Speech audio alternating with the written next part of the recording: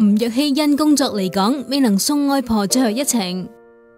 吳若希媽媽早前因為單車意外入院，依家仲留醫緊。不過呢段期間，吳若希婆婆因病去世，頻撲處理家事嘅 Jenny 星期六為婆婆喺大角咀設靈。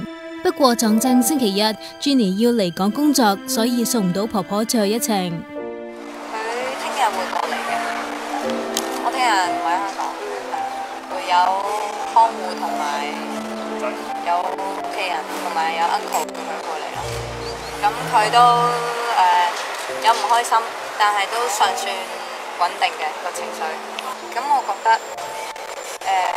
即係我如果身為仔女，我都希望可以陪到自己父母，或者at least最好都見佢一面多。我相信我媽咪 OK。Jenny 仲話之前因為驚影響到媽咪病情，所以一直唔敢同佢講婆婆嘅死訊。依家終於講咗，佢就覺得如釋重負啊！